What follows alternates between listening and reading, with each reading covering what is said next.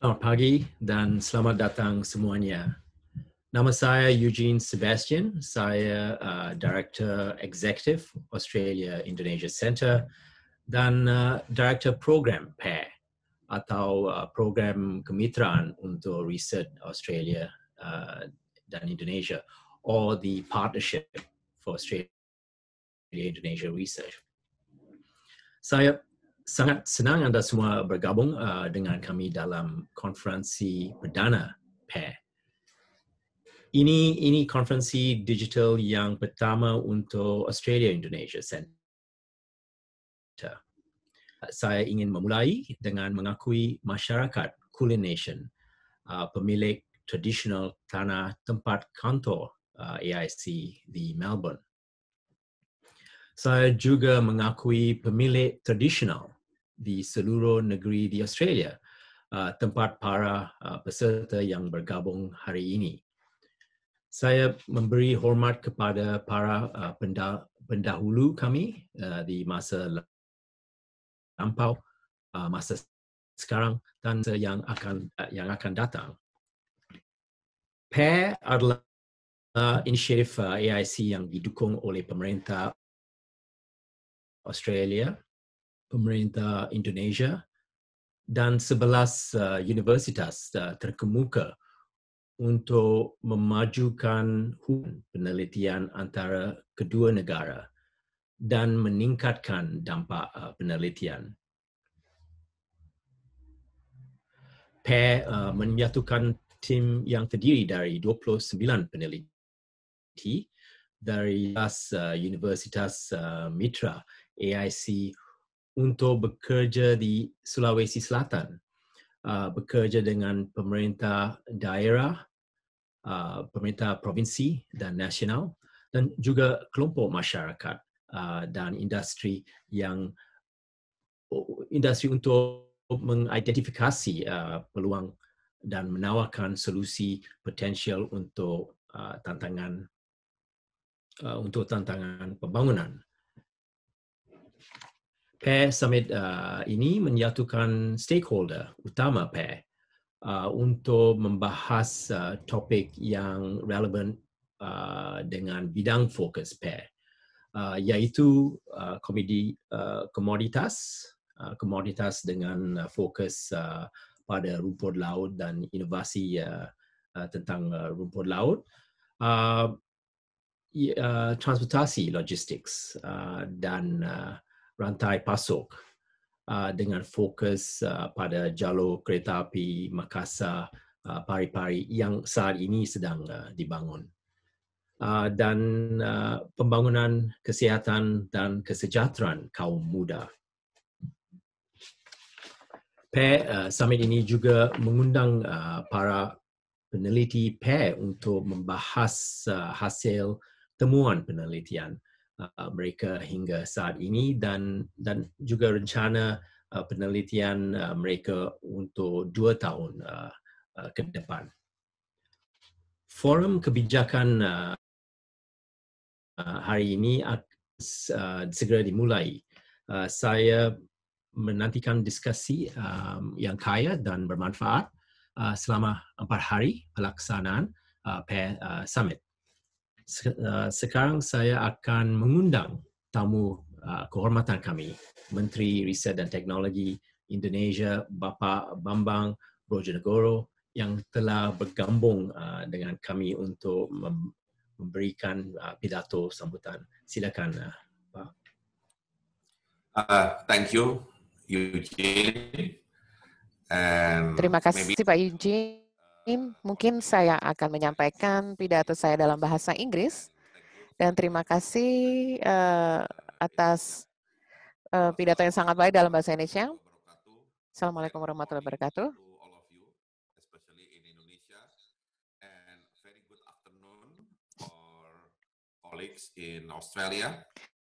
Selamat sore untuk rekan-rekan saya di Australia.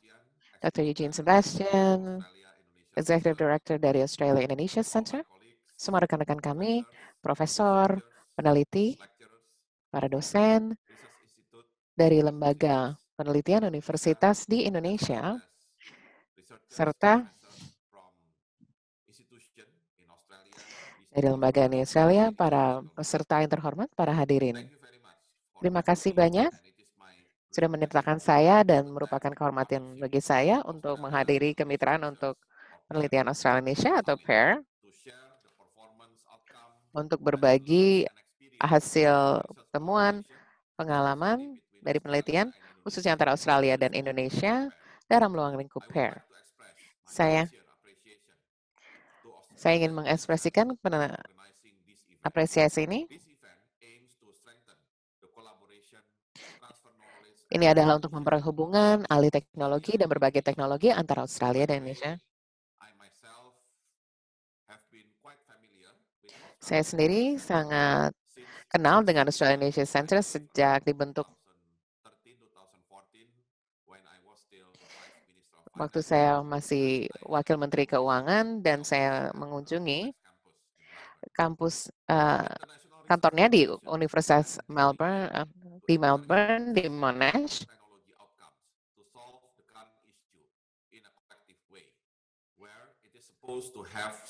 Dan juga ada beberapa prinsip-prinsip atau praktek terbaik untuk menjalankan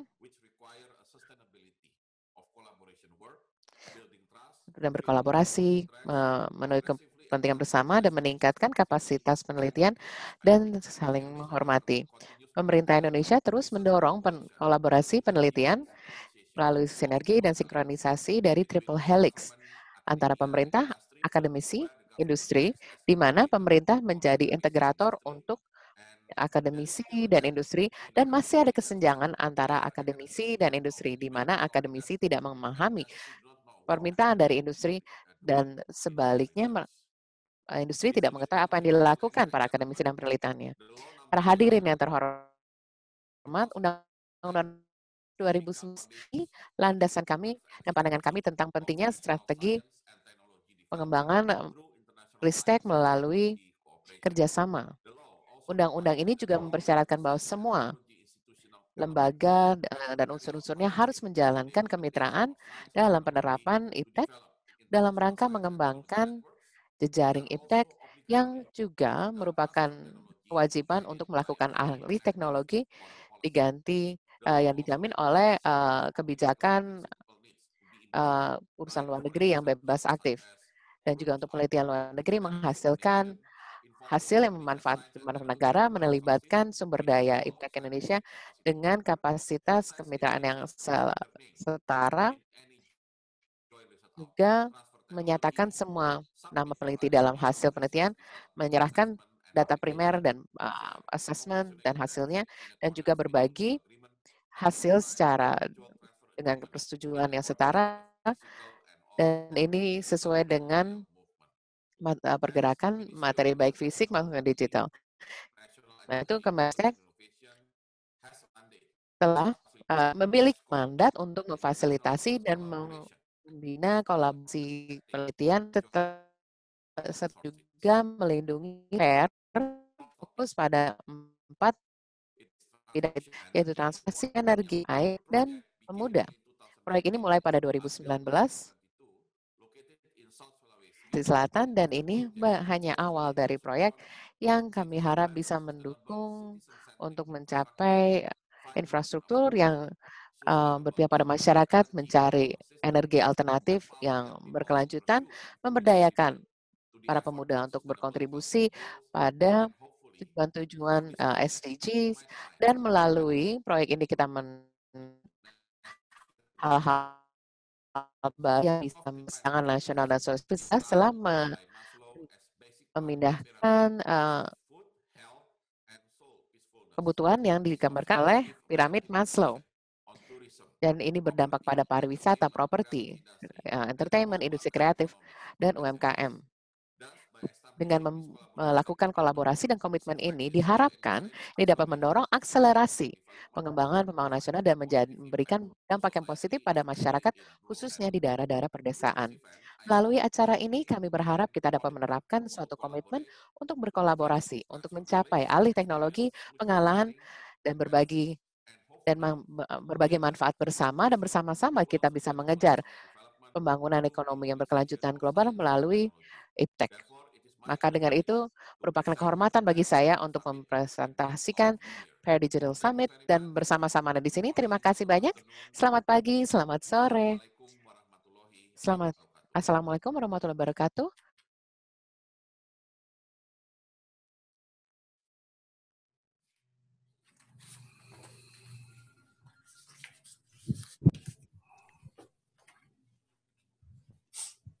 Terima kasih kepada Bapak Menteri Riset dan Teknologi, Kepala Badan Riset dan Inovasi Nasional atau BRIN Republik Indonesia, Profesor Bambang Brojonegoro.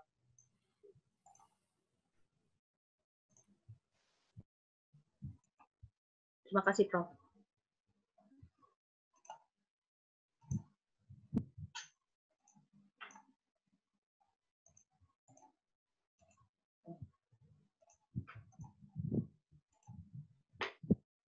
Assalamualaikum warahmatullahi wabarakatuh. Selamat pagi, salam sejahtera untuk kita semua. Bapak Menteri Riset dan Teknologi, Kepala Badan Riset dan Inovasi Nasional yang saya hormati, Bapak Direktur Eksekutif Australia Indonesia Center yang saya hormati, Bapak Ibu panelis dari Forum Kebijakan Rumput Laut, Bapak Ibu para peserta yang saya muliakan. Selamat datang, selamat bergabung dalam Forum Kebijakan Rumput Laut Indonesia. Pagi ini kita akan membahas kebijakan industri rumput laut yang berkesinambungan di Indonesia, khususnya Sulawesi Selatan. Forum pertama ini adalah forum kebijakan yang akan diikuti dengan forum riset untuk mendengarkan para peneliti PAIR, update dari para peneliti PAIR.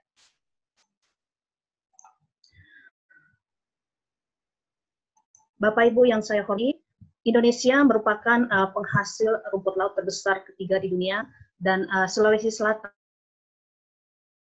adalah penghasil rumput laut terbesar di Indonesia.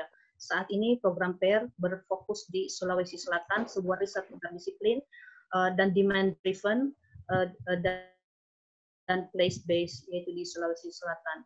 Nah, pemerintah Indonesia telah memprioritaskan pengembangan industri rumput laut karena perannya yang penting dalam pengentasan kemiskinan masyarakat pesisir. Saya Dr. Hasnawati Saleh, Koordinator Riset PAIR di Sulawesi Selatan, dan saya ingin menyapa dulu para panelis kita pagi ini. Bersama kita pagi ini ada Bapak Yuda Setiaji, SPMSI. Beliau adalah Kepala Bidang Pengembangan Agribisnis Kementerian Koordinator Bidang Perekonomian Republik Indonesia. Pak Yuda, selamat pagi. Kemudian selamat pagi. Ada Bapak Profesor Jamaluddin Jompa. Beliau adalah penasihat bidang ekologi kelautan Menteri Kelautan dan Perikanan, dan beliau juga adalah anggota Dewan Penasihat Riset PAIR. Selamat pagi, Prof. Jamal. Kemudian Bapak Insinyur Sulkaf Latif, MM. Beliau adalah pemerhati rumput laut Sulawesi Selatan dan mantan Kepala Dinas Perikanan Sulawesi Selatan. Lebih dari 4 tahun memimpin Dinas Perikanan Sulawesi Selatan yang menaungi sektor rumput laut. Kemudian saya ingin menyapa Bapak Asdar Marzuki dari Sentra Rumput Laut, anggota dari Asosiasi Rumput Laut Indonesia. Selamat atau ARLI. Selamat pagi, Pak Asdar. Selamat pagi. Terima kasih. Saya ingin tanya dulu ke Pak Yuda ya, yang dari Kemenko Ekonomi bidang agribisnis yang membawahi rumput laut. Pak Yuda, pemerintah Indonesia mengeluarkan peraturan presiden tentang nomor 33 tahun 2009 tentang peta panduan atau roadmap pengembangan industri rumput laut nasional. Bapak, apakah bisa diuraikan secara singkat apa saja isi dari roadmap pengembangan industri rumput laut nasional tersebut? Baik, terima kasih Ibu dan Pak Menteri yang saya hormati, Bapak Ibu panelis yang saya hormati. Terkait dengan Perpres nomor 33 tahun 2019, itu merupakan regulasi yang diterbitkan oleh pemerintah yang berupa peraturan presiden yang merupakan pedoman bagi para pemangku kepentingan, artinya para kementerian terkait, dalam kaitannya dalam pengembangan industri rumput laut. Di dalam roadmap atau peta panduan tersebut berisi tentang strategi, program, kemudian sasaran pengembangan industri rumput laut sampai tahun 2021. Beserta di sana juga ada rencana aksi dilakukan dan instansi penanggung jawabnya. Yang menjadi dasar pemikiran adalah bahwa luasnya wilayah negara kita yang terjadi perairan, jadi yang saat ini bisa kita manfaatkan sebagai sumber untuk meningkatkan kesejahteraan dan ekonomi masyarakat. Dan kemudian juga kita melihat ekspor produk rumput laut pada saat ini masih didominasi produk yang belum bernilai tambah tinggi.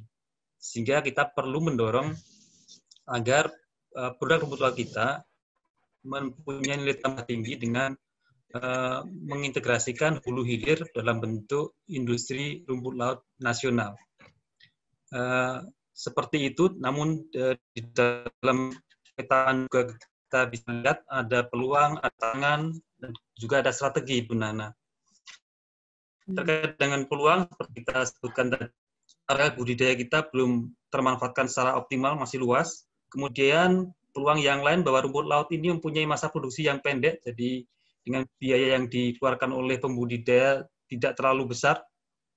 Kemudian bisa membuka kesempatan berusaha lumayan besar. Kemudian juga terbuka peluang untuk diversifikasi berbagai macam jenis rumput laut. Kemudian juga ke depan kita harapkan akan dapat meningkatkan pola hidup masyarakat kita dengan konsumsi produk rumput laut. Jadi kita tahu bahwa rumput laut adalah sumber serat yang sangat tinggi. Di negara lain seperti di Jepang itu sudah dikembangkan, tingkat konsumsinya sudah baik, sehingga kita harapkan juga kita bisa mengikuti seperti itu. Juga menyadari bahwa pengembangan industri rumput laut ini tantangan seperti yang existing saat ini, antara lain penguasaan teknologi budidaya kita masih belum optimal, sehingga berpengaruh pada kualitas yang dihasilkan. Kemudian juga industri pengguna rumput laut sedikit banyak pada saat ini masih ada melakukan importasi. Jadi bahan bakunya masih perlu kita dorong supaya bisa memanfaatkan secara optimal bahan baku dari dalam negeri. Kemudian juga produk industri rumput laut masih belum mempunyai daya saing yang tinggi. Artinya di pasaran kita perlu kita tingkatkan daya saing kita. Kemudian juga investasi, hilirisasi dari produk rumput laut ini perlu kita tingkatkan. Itu beberapa hal yang mendasari perlunya kita bersama-sama mengembangkan industri rumput laut ini dengan berpedoman pada roadmap atau peta panduan yang telah kita susun dan telah diterbitkan oleh pemerintah. Nah, ini melibatkan seluruh stakeholder yang di rumput laut. Kemudian kalau terkait dengan target, karena kini peta panduan rumput laut ini walaupun diterbitkan pada tahun 2019, tapi dalam judulnya kan peta panduan rumput laut 2018 sampai 2021. Jadi di masing-masing tahun kita memang mempunyai target-target utama. Di dalam peta panduan sudah dijelaskan secara detail target-target utama apa yang akan ditargetkan pada tahun tersebut. Kemudian kalau terkait dengan penelitian, di dalam peta panduan juga kita sudah cantumkan penelitian-penelitian apa yang saat ini telah dilakukan dan didorong untuk dikembangkan. Yang pertama, penelitian tentang pengembangan budidaya rumput laut itu sendiri. Kemudian penelitian tentang cipingan rumput laut untuk pangan dan kesehatan. Kemudian penelitian tentang pemanfaatan rumput laut sebagai bahan kosmetik. Kemudian pemanfaatan rumput laut untuk pakan. Dan penelitian tentang pemanfaatan rumput laut sebagai bahan pupuk organik. Jadi ini beberapa lingkup penelitian yang sudah diidentifikasi dan dicantumkan di dalam roadmap untuk terus dikembangkan.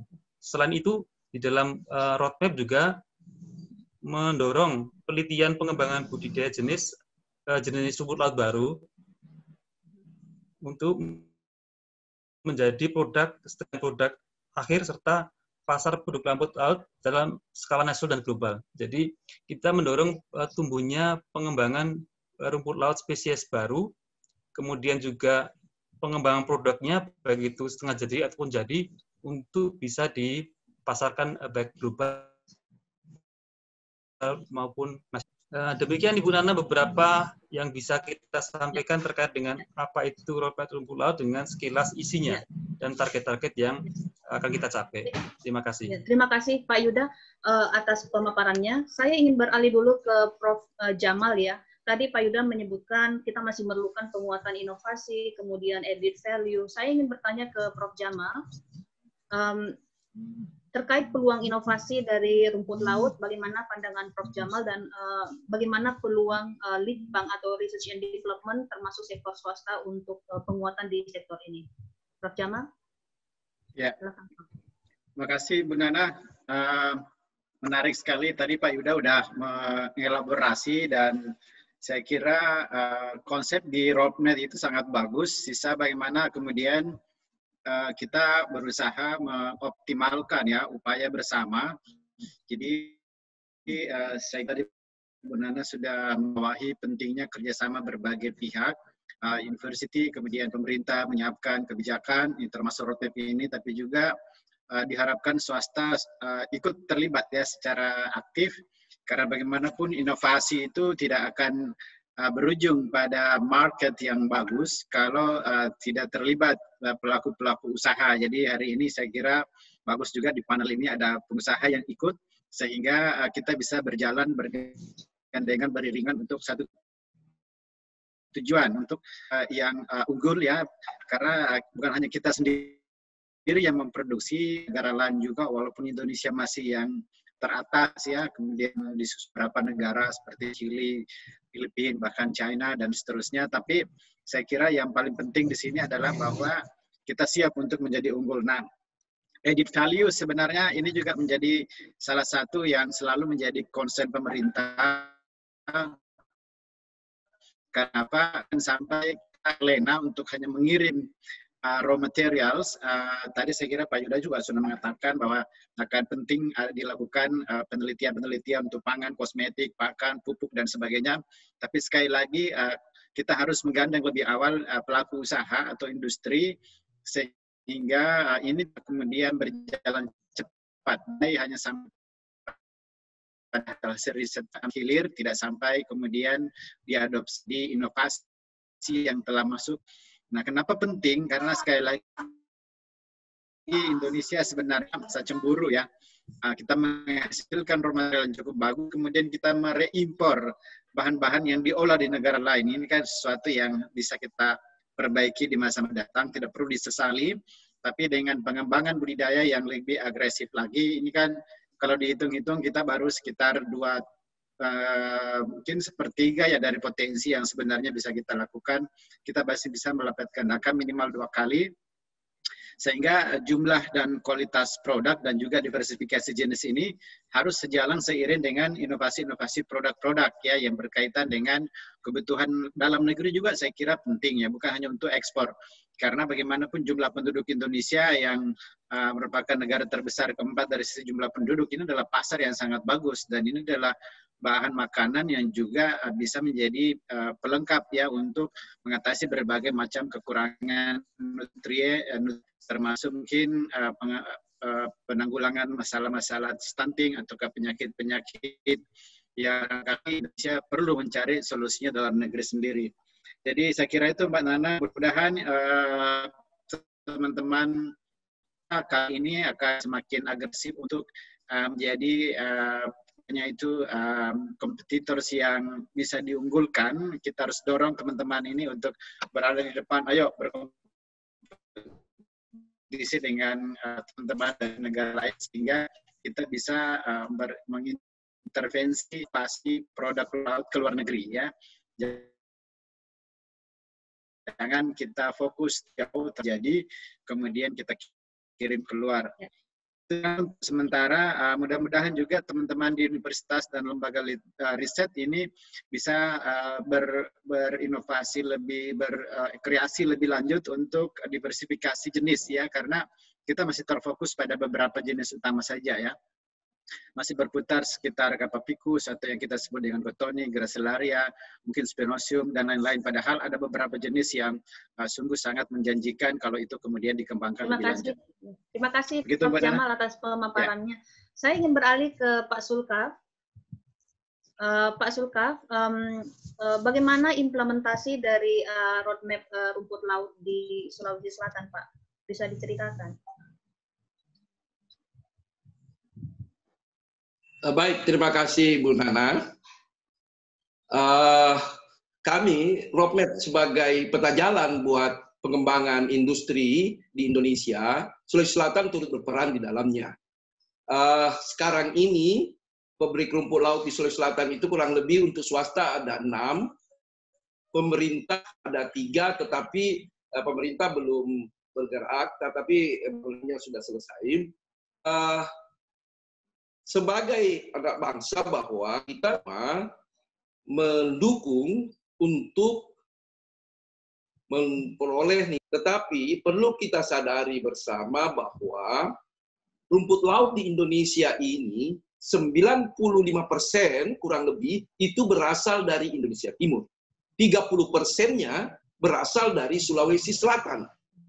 Nah, sehingga bagi kita sebagai produsen, silakan kembangkan, mari kita kembangkan industri, tetapi jangan melakukan distorsi pasar. Karena kalau ada distorsi pasar, kebijakan-kebijakan distorsi pasar, maka yang akan terdampak adalah petani, pembudidaya di bawah. Saya kira itu untuk kami di Sulawesi Selatan memaknai sebuah peta jalan. Apakah boleh saya lanjut Bu Nana dengan pertanyaan kedua, ketiga, keempat, atau harus satu-satu? Satu-satu dulu Pak. Selama ini. Terus apa yang menjadi? Silakan Pak Sulkaf. Bahwa untuk mengembangkan industri menurut kami bahwa tadi kita sudah katakan kurang lebih ada 6 dari diskusi-diskusi kami dengan pengusaha bahwa kita harus bersaing dengan industri minimal dengan luar negeri atau yang sampai pada produk, misalnya kita sampai pada bubuk saja atau powder. Menurut mereka, bahwa masih banyak hal untuk memproduksi powder itu, industri mengembangkan industri, pertama adalah pasar. Kalau dia raw material, pasarnya itu kelihatannya begitu banyak atau tidak terbatas. Tetapi kalau kita sudah bicara powder, sudah diolah, itu akan menyempit. Nah ini dulu. Kalau memang ada jaminan pasarnya, oke. Dan memproduksinya juga, terutama kita masih membutuhkan banyak komponen impor, terutama kimia, zat kimia. Nah itu. Kemudian kita perlu lihat bahwa semua katakan fasilitas listrik kita jauh lebih tinggi, fasilitas keuangan kita lebih mahal, fasilitas semuanya fasilitas kalah dari luar negeri. Jadi kata mereka, bagaimana kami ingin bersaing kalau pembantunya kimianya mahal, karena itu juga importir terbatas. Ingat, untuk mengimpor kimianya itu terbatas. Kalau kita bicara importir terbatas, pasti bukan harga yang ekonomi. Kemudian harga kita punya tanah, ini juga tanah, apalagi masuk kawasan industri. Karena itulah yang paling aman sekarang. Rumput laut itu untuk membuat pabrik, paling aman sekarang harus masuk kawasan industri. Tetapi kalau dia di luar, maka dia harus betul-betul limbahnya dia bisa tangani dengan baik. Tetapi itu kan mahal. Maka dia harus masuk kawasan industri. Kawasan industri sangat mahal tanahnya. Itu kata mereka. Bunga, itu yang dirasakan oleh bagaimana mengembangkan industri rumput laut. Nah, ini yang jadi masalah. Jadi memang bagi kita bahwa pemerintah jika memang ingin menggolkan atau peta jalan ini harus selesai, maka ini harus dibereskan. Bagaimana mereka, maafkan saya, beberapa ini sekarang ini sudah mulai lagi, padahal kita sudah ada cipta kerja, sudah apa, kami kemarin dapat laporan, walaupun kami sudah tidak kepala dinas, 2 November kemarin kami tidak kepala dinas, tapi kami sering diskusi, kemarin ada laporan lagi, ada gudang rumput laut, itu Sudah ekspor, sudah punya siup, sudah punya apa, dipertanyakan lagi andalnya. Padahal dia sudah berada di kawasan industri. Pernah kami ikuti seminar bahwa kalau semua sudah dalam kawasan industri, maka itu sudah masuk dalam AMDAL kawasan industri. Tapi masih saja ada yang mengganggunya. Jadi seperti itu. Jadi memang iklim industri yang harus, kalau industri yang mau dikembangkan, seluruh yang mempengaruhi saing harus kita siapkan. Jadi negara ini harus ada pada saat menyuruh industri maju. Saya kira itu yang paling penting, Bu Nana, menurut saya. Kita tidak boleh satu departemen Kementerian Kelautan masuk. Semua harus masuk untuk mendukung industri. Kalau industri harus didukung, harus all out. Saya kira seperti itu kalau menurut saya. Bahwa PAIR melakukan kebijakan berbasis data, ya kami sekarang sudah dibantu PAIR. Kemarin kita coba mencocokkan antara produksi yang dibikin oleh dinas, kemudian oleh teman di PAIR, itu menjadi bahan perbandingan. Karena memang belum mencakup keseluruhannya. Jadi kalau itu dikombinasi, kemudian diatur lebih baik lagi, saya kira dengan pemerintah daerah nanti pendataan itu, saya kira bisa kita dapat satu formula yang semua sudah bisa kita pakai bersama. Saya kira demikian, Bu Nana. Terima kasih banyak, Pak Sulkaf. Saya ingin menyambut Ibu Insinyur Musdalifah Mahmud MP. Beliau adalah Deputi Bidang Koordinasi Pangan dan Agribisnis, Kementerian Koordinator Bidang Perekonomian Republik Indonesia, dan juga anggota Dewan Penasihat KCT. Selamat bergabung, Ibu Mus. Sebelum ke Ibu Mus, saya ingin ke Pak Asdar dulu ya. Pak Asdar, Anda kan Bapak berkecimpung di bidang bisnis rumput laut ya. Tadi menyambung komentar Pak Sulkaf tentang tantangan-tantangan di bidang industri. Bagaimana pengalaman Bapak, apa saja tantangan dan hambatan yang dihadapi di lapangan, bisa dielaborasi, Pak? Terima kasih, Bu Nana. Teman-teman sekalian, saya mewakili ARLI, Asosiasi Rumput Laut Indonesia, mencoba menyampaikan beberapa hal. Yang pertama adalah pemahaman kami tentang industri rumput laut itu adalah dari hulu ke hilir. Jika kita memandangnya dari nilai tambah, saya kira dari bibit hanya 100 gram, kemudian 42 hari, kemudian menjadi 7-10 kali lipat, itu juga merupakan sebuah nilai industri.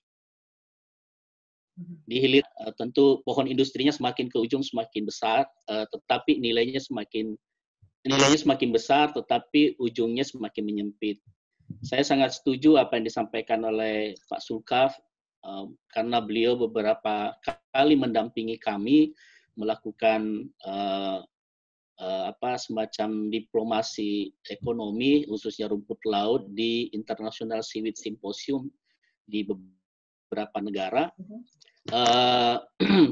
Apa yang terjadi adalah ketika kita berbicara daya saing rumput laut Indonesia, maka kita harus melihat posisi strategis rumput laut Indonesia. Yang pertama adalah rumput laut Indonesia itu adalah rumput laut jenis tropikal. Jadi kita tidak bisa apple to apple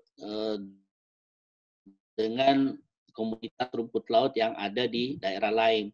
Misalnya selalu diperbandingkan dengan Jepang, di mana ada nori di sana yang terbuat misalnya dari laminaria yang tidak bisa tumbuh di daerah kita. Rata-rata komoditi rumput laut yang ada di luar negara tropis seperti kelp yang ada mungkin di Australia, kemudian di Eropa, itu bukan jenis rumput laut yang tropikal. Sehingga kita harus melihat sisi strategisnya, di mana kita posisi pasar dan tempatnya. Apakah kita menjadi komoditas utama di sana ataukah hanya menjadi semacam pembantu atau misalnya pencampur. Yang kedua adalah kapan itu dibutuhkan. Apakah sepanjang tahun ataukah misalnya hanya beberapa bulan di antara setahun itu. Misalnya negara-negara 4 musim tentu juga punya produksi juga. Nah, Apa hubungannya dengan industri? Saya rasa dalam sistem global value chain, komoditi itu ditentukan, saya setuju dengan program PAIR. Salah satunya adalah logistik cost. Kalau kita berbicara daya saing, kita mau masuk ke wilayah Eropa, bisa saja kita masuk. Tapi pasti ada timingnya. Ketika misalnya wilayah Jepang, Korea Selatan, kemudian Cina tidak berproduksi, maka kita bisa masuk ke sana. Tapi ketika mereka bisa produksi di bulan-bulan tertentu, pasti kita tidak bisa masuk, tidak bisa bersaing karena logistik cost-nya mereka lebih murah, kemudian kebutuhan akan produk yang hampir sejenis dengan negara tujuan itu mereka butuhkan, mereka match gitu. Itu salah satu yang kita rasakan. Nah, beralih pada bagaimana supaya kita bisa memproduksi produk yang bisa unggul atau dibutuhkan oleh pasar, ini yang harus kita lakukan riset. Saya rasa teman-teman yang ada di universitas, marilah kita mencoba melakukan semacam pemetaan di daerah mana, rumput laut jenis apa, kemudian nilai optimalnya di mana, kemudian value proposition-nya misalnya untuk industri baik yang di dalam maupun di luar negeri, itu cocoknya daerah mana. Nah, nanti kita perkuat bagaimana supaya rantai pasoknya dan logistik cost-nya bisa lebih efisien. Nah, ini yang harus misalnya dikembangkan dengan berbasis teknologi.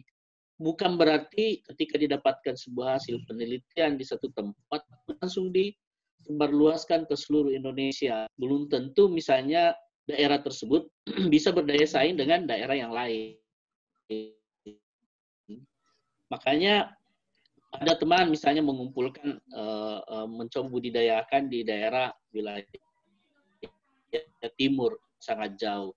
Logistik cost-nya, misalnya kita berbicara Papua, untuk sampai di Makassar saja, atau Surabaya, Makassar kirim ke China, itu Rp550 per kilo. Jadi memang sudah agak berat dari segi logistik. Walaupun misalnya produknya sama, jadi mungkin dicari jenis rumput laut yang bisa tumbuh optimal di sana, yang nilainya lebih tinggi, misalnya cost tinggi, tapi masih bisa berdaya saing.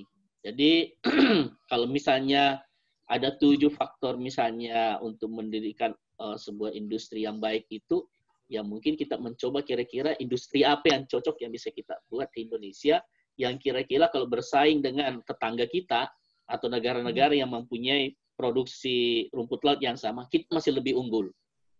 Saya lebih setuju kalau misalnya kita bekerja sama Australia, karena dia lebih dekat dengan kita bisa melakukan kegiatan misalnya exchange untuk kerjasama di bidang pemanfaatan rumput laut ini. Ya, mungkin itu Bu.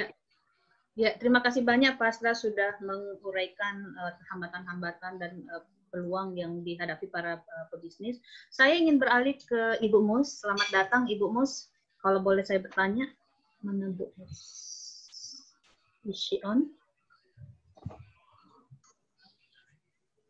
Ya, selamat pagi Pak Tuannya. Sepertinya Bu Mus masih paparan Bu di forum lain. Kalau begitu ke Pak Yuda, Pak Yuda.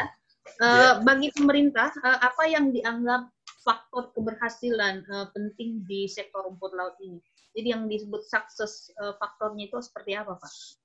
Ya, kalau pemerintah terkait dengan faktor keberhasilan, sebetulnya seperti yang saya sampaikan tadi, dari rentang waktu 2018 sampai 2021, kita mempunyai target-target utama, Ibu Nana. Ya.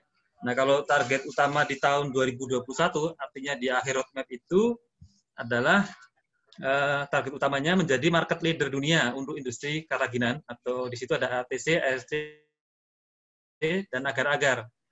Kemudian mencapai komposisi ekspor minimum 50/50 untuk barang jadi dan bahan-bahan baku. Jadi komposisi ekspor kita untuk produk yang barang jadi, artinya bernilai tambah tinggi itu mencapai 50% dibanding dengan yang diekspor dalam bentuk bahan baku.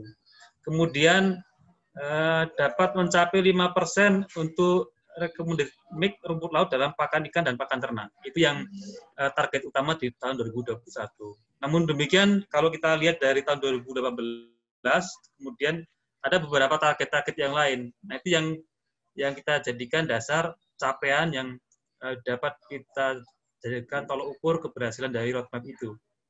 Untuk tahun ini kan kita mencanangkan yang 5P tadi kita sebutkan. Yes. Jadi walaupun masih skalanya masih ada yang penelitian, baru pengembangan, nah kita harapkan untuk tahun-tahun mendatang lebih berkembang lagi dan bisa diproduksi massal terkait dengan 5P tadi, pakan, pangan, kemudian pupuk, produk farmasi, kemudian produk kosmetik, ini kita harapkan sudah bisa produksi massal. Saat ini kita identifikasi sudah ada, tapi beberapa masih skala penelitian dan baru pengembangan awal. Kemudian komposisi ekspor kita yang kita targetkan di tahun ini 60-40% untuk barang baku dan barang jadi, ini masih fluktuatif, jadi di bulan Juni tercapai kemarin, tapi mungkin di Agustus turun lagi. Nah, kita akan lihat lagi di akhir tahun. Kemudian juga penguasaan pasar kita untuk tahun ini yang kita harapkan mencapai 10% dari pangsa karaginan dunia. Ini juga untuk saat ini sepertinya untuk bahan yang bernilai tambah tinggi baru sekitar 7%. Kemudian ada target juga kita akan membentuk badan pengelola dana rumput laut. Nah, ini masih kita bahas, masih dalam pembahasan. Jadi target-target per tahun ada, Ibu Nana, tapi kalau yang di tahun 2021 seperti yang saya sebutkan tadi, itu yang dijadikan indikator capaian dari roadmap itu sendiri. Demikian, Bu Nana. Pak Yuda, kalau boleh menyambung, Pak, ini kan pandemi, Pak. Ada pandemi, apakah target itu tetap tercapai sesuai yang sudah ditargetkan atau ada impact dari pandemi? Ya, beberapa target memang tidak terpengaruh terkait dengan pandemi. Bahkan kemarin itu untuk pandemi karena bahan baku kita sepertinya negara importer itu juga lockdown. Jadi bahan baku kita banyak terserap di dalam negeri. Jadi untuk kapasitas pasang olahnya malah meningkat begitu. Tapi memang sedikit banyak pandemi ini berpengaruh juga pada banyak kegiatan program kita yang di tahun 2020 tidak terlaksana karena ada pandemi, kemudian anggaran yang digunakan untuk itu juga mengalami refocusing.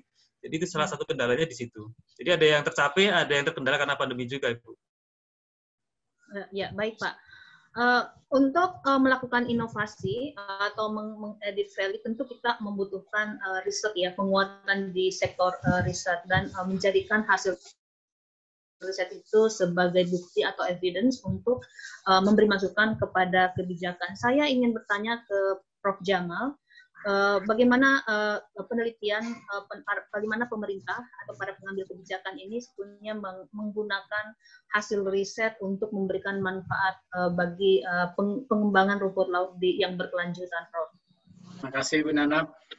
Sebenarnya pengguna riset untuk rumput laut diharapkan itu lebih banyak pada industri ya, ada industri dalam arti luas yang seperti tadi disampaikan oleh Pak Asdar, sehingga kita sangat berharap sebenarnya. Jadi lembaga-lembaga riset kan memang kerjanya sebagai peneliti ya. Kita membandingkan apa yang dikerjakan di negara lain, kemudian bagaimana kita mengcustomize ya di negara kita sendiri, bagaimana kita kemudian memodifikasi, berkreasi untuk menjadikannya lebih baik. Nah, saya kira ini sebenarnya pekerjaan para lembaga riset termasuk di perguruan tinggi, sehingga kita berharap banyak sebenarnya triple helix ini bebannya kedua pilar ini, pilar peneliti dan juga pilar industri ya, pengusaha atau private sector.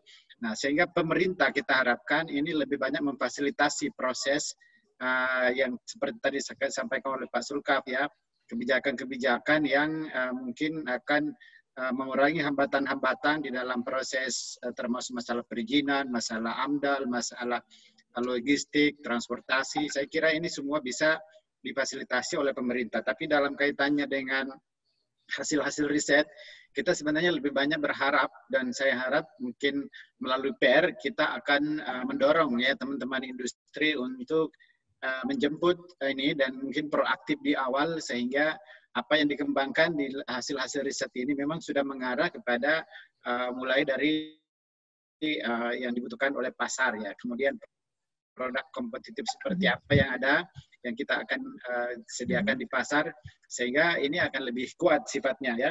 Nah, walaupun demikian tetap saja diperlukan yang disebut dengan blue sky reset ya, dalam arti bahwa hal-hal yang mungkin belum bisa dimanfaatkan langsung oleh pengusaha dan baik juga pemerintah itu masih penting untuk kita lakukan, terutama untuk yang katakanlah misalnya kebutuhan protein buat manusia di masa mendatang, di mana ditengarai bahwa kalau kita memenuhi kebutuhan protein hewani, itu akan banyak bermasalah dari sisi climate change dan lain-lain dan sebagainya.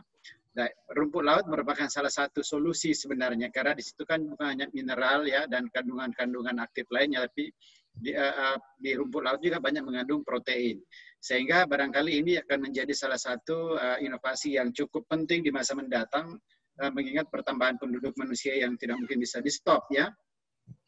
Sehingga percepatan transformasi ini mulai dari blue sky research, inovasi, basic research, kemudian masuk ke apply research, kemudian masuk ke kebijakan dan juga oleh industri, hilirisasi, ya mungkin melalui proses-proses inkubator teknologi, ini akan memungkinkan untuk supaya juga riset-riset ini bisa bergairah ya. Karena kalau misalnya riset jalan sendiri, kemudian teman-teman di private sector industri juga jalan sendiri, kemudian pemerintah berada di tengah-tengah dan ada jarak antara keduanya, maka ya, kita akan sulit sekali bersaing dengan bangsa lain dan mungkin mengakselerasi produksi rumput laut seperti halnya dalam roadmap ini di keputusan Presiden ya 3 2019 barangkali itu akan sulit tercapai.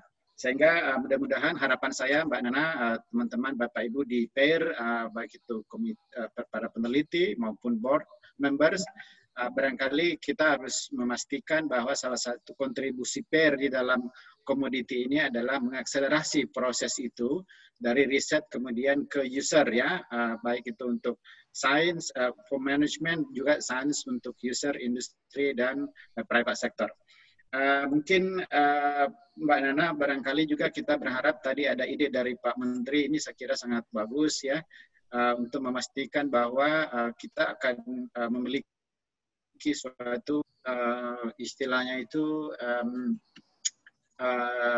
kohesif ya dan komprehensif, dan ini menyatu. Saya lihat kita di Indonesia memang mungkin hampir semua sektor bidang seperti bukan hanya rumput laut. Peneliti ini berpencar-pencar di mana-mana, banyak sekali repetition, banyak sekali kemudian overlapping, tapi tidak banyak yang kita lakukan dalam konteks saling mengisi mosaik atau gap. Ini kita harus saling kerjasama mengisi gap-gap itu untuk menghasilkan sesuatu yang akan berdaya saing tinggi ya. Saya kira itu Mbak Nana. Terima kasih Prof. Jamal. Kita masih punya waktu 10 menit. Saya ingin bertanya ke Pak Asdar. Pak Asdar, bagaimana mengembangkan bisnis rumput laut menurut Bapak yang inklusif, kemudian berkesinambungan, terutama bagaimana meningkatkan kesejahteraan petani. Kita tahu kemiskinan di pesisir itu sesuatu yang besar di Indonesia, dan kita dengan rumput laut mungkin mereka bisa dapat meningkatkan ekonomi dan kesejahteraan para petani. Bagaimana Pak Asdar? Ya, terima kasih Mbak Nana. Kami memandang bahwa seluruh pelaku usaha mulai dari hulu sampai hilir adalah sebuah entitas bisnis dan tidak bisa terpisahkan. Artinya nilai yang harus dicapai itu bagaimana seoptimal mungkin bisa sebesar-besarnya dinikmati seluruh pelaku usaha. Jadi mulai dari petani, di sana ada unsur misalnya pengikat bibit, ada yang penjemur dan sebagainya. Nah, ketika ada timpang, mereka misalnya tidak mendapatkan hak yang layak dan pantas pada tempatnya, pasti kegiatan ekonomi itu tidak akan berguling dengan baik. Nah, inklusif lebih pada sebenarnya bagaimana seluruh pelaku usaha merasa bagian daripada usaha yang besar itu, sehingga mereka bersama-sama melakukan partisipasi sesuai dengan posisi dan kemampuannya masing-masing. Tentu hal ini harus dilakukan secara kolaborasi, maka diperlukan sebuah platform yang mana seluruh pelaku entitas bisnis itu adalah sama posisinya, sama pentingnya. Bukan berarti bahwa yang berada di industri hilir itu lebih penting dibanding di hulunya.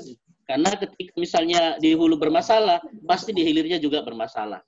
Sehingga kami menyadari itu, sejak tahun 2015 Arli berbenah diri bahwa kita adalah sebuah entitas bisnis. Kita tidak bisa menyalahkan bahwa petani saja yang misalnya selalu membuat kesalahan ketika melakukan pasca panen. Jangan-jangan ada kontribusi dari industri yang misalnya tidak memberikan standar yang baik, atau mungkin cara penilaian yang baik, atau mungkin pedagang perantaranya misalnya, middleman-nya, dia tidak memberi supervisi yang baik, misalnya seperti itu. Atau mungkin dari peneliti, atau misalnya dari pemerintah yang terlalu misalnya memberikan fasilitas yang bukan pada tempatnya. Nah, ini kami sadari semua, sehingga kami mencoba membuat sebuah platform bagaimana sebuah inklusivitas, di mana satu merasa baik, maka semua juga yang lain juga merasa baik dan merasa memiliki. Ya. Nah, untuk berkesinambungan ini, maka kami mendorong dan membuka ruang untuk kerjasama dengan berbagai pihak, termasuk pemerintah. Kami beberapa kali berkunjung di ruangan Ibu Musdalifah juga. Saya waktu itu memberikan sedikit masukan apa yang kami rasa di lapangan, bahwa bisnis ini, Bu, ketika misalnya kita tidak kelola dengan baik, maka nilainya itu akan hilang. Yang ada hanya adalah sebuah perdagangan. Padahal ini merupakan sebuah nilai artisanal, kemudian given dari Tuhan gitu, bahwa di Indonesia hampir sepanjang tahun bisa produksi, hampir seluruh pesisir bisa ditanam. Kemudian industri yang ada di Indonesia sudah hampir 33 buah. Mungkin yang perlu dilakukan penguatan masing-masing rantai nilai. Setelah itu dilakukan sebuah intervensi penguatan supaya terjadi hubungan bisnis yang kuat. Nah, nanti research and development yang akan berjalan di tengah-tengahnya. Apa yang kurang di sini itu yang dilakukan oleh teman-teman universitas di setiap daerah di mana ada potensi pengembangan budidaya. Terakhir adalah bagaimana kegiatan ini bisa terbiayai dengan baik. Karena kami melihat, jika orang melihat, taruhlah teman-teman lembaga pembiayaan, ketika dengar bahwa laut atau pasti di kepalanya risiko tinggi. Padahal nggak bisa apple to apple, misalnya kegiatan tambang, kegiatan apa, mau disamakan dengan potensi kegiatan budidaya, apalagi itu di laut. Jadi memang inklusivitas ini memang kita harus punya cara pandang yang sama, kemudian kita harus punya platform bersama. Jika tidak bisa dilakukan ini, maka kita akan mudah dipermainkan dari luar. Kita hanya dipermainkan dengan harga saja atau sistem supply and demand, maka apa yang kita buat sistemnya itu akan terbongkar habis. Gampang aja melihatnya seperti itu. Mungkin seperti itu. Terima kasih Pak Asdar. Terima kasih banyak Pak Asdar. Ini kita harus segera closing. Saya ingin meminta kata terakhir dari Pak Sulkaf, harapan terbesarnya untuk pembangunan rumput laut di Indonesia, 1 menit Pak, di Sulsel. Baik, saya kira saya hanya ingin ada 2 hal yang menjadi pengalaman saya bagaimana mengembangkan industri dan kira-kira teman. Saya sebagai kepala dinas pernah didatangi salah seorang investor dari Chili yang berbeda pendapat dengan calon mitranya yang di Sulawesi Selatan untuk membuat suatu pabrik. Pada saat itu mereka datang mengatakan bahwa apa betul harga tanah di Sulawesi Selatan di kawasan industri itu seperti ini. Saya katakan iya, harganya memang seperti itu. Karena waktu itu mereka mau kerjasama, mesin-mesinnya dari Chili harganya kurang lebih 6 miliar saja. Sedangkan tanahnya yang di kawasan industri itu yang milik pengusaha Indonesia yang akan dikerjasamakan, itu lebih tinggi dari harga mesin itu. Dia nggak percaya, terus dia tanya ke saya sebagai kepala dinas waktu itu. Nah, kalau saya buka di luar kawasan industri, saya katakan bisa, tetapi Anda harus kuat di pengelolaan limbahnya. Karena sudah beberapa industri yang lebih dulu yang bukan di dalam kawasan industri, awalnya mereka membeli tanah murah, kemudian buat industri, di sebelahnya itu masih misalnya sawah atau belum ada penduduk, tetapi 10 tahun kemudian penduduk sudah penuh. Jadi pada saat dia melakukan yang dulu-dulunya dengan pengolah limbah yang seperti biasa saja, itu tidak berpengaruh, tetapi sekarang mereka nggak bisa karena baunya itu. Nah ini jelas ini. Jadi Yang aneh-aneh itu di seluruh dunia, paling mahal di Indonesia itu tanah untuk industri. Padahal di luar negeri, tanahnya itu disediakan oleh pemerintah dan harganya rendah. Ini pertama. Itu pengalaman pertama. Yang kedua ada pengalaman saya bahwa membuat industri itu tidak lebih mudah. Jadi ada pertanyaan industriawan, kalau harga rumput laut di atas waktu itu saya tidak tahu sekarang berapa, waktu itu dihitung kalau harga rumput laut di atas 12.000, kami lebih baik jual raw material. Nah, itu. Saya kira begitu, tapi saya ingin sampaikan bahwa harapan kita sebagai produsen rumput laut adalah jangan ada, sekali lagi, jangan ada kebijakan yang mendistorsi pasar. Biarkan pasar berkembang antara industri dan pembudidaya rumput laut. Karena ini yang jadi masalah. Saya kira demikian, Bu Nana. Terima kasih banyak, Pak Sulkaf. Sebetulnya masih ada banyak pertanyaan, tapi kita sudah waktu sudah sangat mepet, dan saya ingin mengakhiri dengan berterima kasih kepada semua panelis kita hari ini. Kesimpulannya adalah perlu ada integrasi hulu dan hilir dan berbagai hambatan untuk mengatasi berbagai hambatan untuk menumbuhkan ekosistem industri rumput laut yang berkesinambungan di Indonesia. Bapak Ibu yang saya hormati, acara berikutnya adalah Research Forum yang akan dimoderasi oleh atau di-host oleh kolega saya, Ibu Dr. Helen Brown, dan sebelumnya kita akan break dulu sejenak. Terima kasih. Assalamualaikum warahmatullahi wabarakatuh. Waalaikumsalam warahmatullahi wabarakatuh. Hello and welcome to part 2 of our discussion today. Halo dan selamat datang untuk dalam sesi kedua. Ini adalah penelitian proyek di Provinsi Sulawesi Selatan Indonesia. Saya Helen Brown dengan Australia Indonesia Center, dan senang sekali bergabung. Anda bisa bergabung setelah diskusi kebijakan yang terlibat dalam industri rumput laut.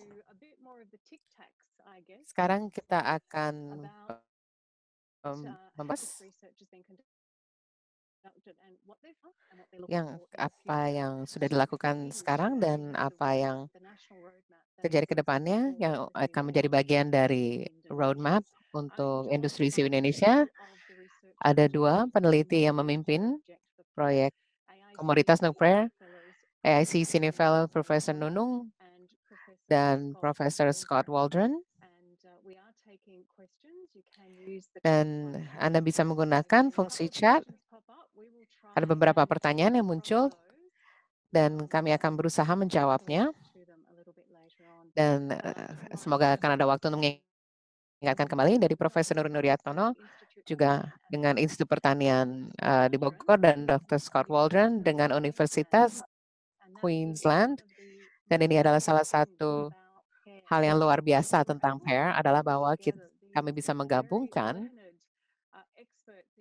ahli-ahli yang begitu berpengalaman dalam bidangnya dari Australia dan Indonesia untuk bisa bergabung bersama dan mendengar dari mereka.